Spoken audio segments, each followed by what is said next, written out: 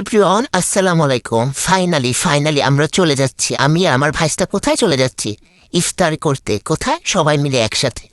মানে প্রথম রোজা থেকে আমরা প্ল্যান করছি সবাই একসাথে ইফতার করবো, কিন্তু তেল মাখতে মাখতে এক একজনের তেল ফুরিয়ে যাবে, কিন্তু তাদের রাজি হওয়ার কোনো নাম নাই।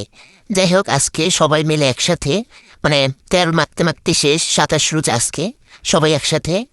তারপর আর কি, এখানে আসার কোনো ইচ্ছা ছিল না। আমরা সবাই ভাবছি অন্য জায়গায় যাব, কিন্তু আমার বান্ধবী যেটা বলবে সেটাই রাইট, আমরা যেটা বলবো সেটাই রং।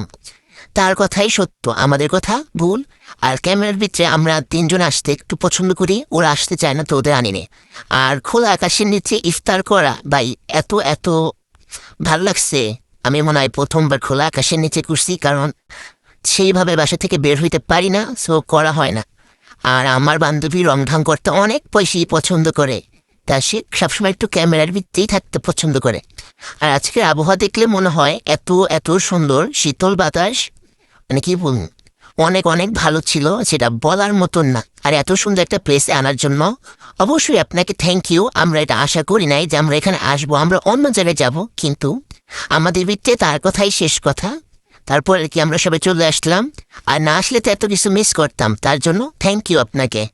ঠিক আছে। আর আমার আপন বান্ধবী আমার সাথে থাকে না, সে আমার পর বান্ধবীর সাথে চলাফেরা বেশি করে, মনে থাকবে। খাওয়া দাওয়া শেষ, এখন সুন্দর মতন বাড়ি ফেরার পালা। যাই হোক, আজকের দিনটা অনেক ভালো কাটছিল। তারপর আর কি এখন সবাই হেঁটে হেঁটে যাচ্ছে, এরা আমাকে টাটা দিচ্ছে, এদের রাস্তা এখানে শেষ। আমাদের রাস্তা আর একটু বাকি আছে, তো আমি আর আমার ভাইস্তা একসাথে যাচ্ছি, আর ওরা দুইজন একসাথে যাচ্ছে। টাটা।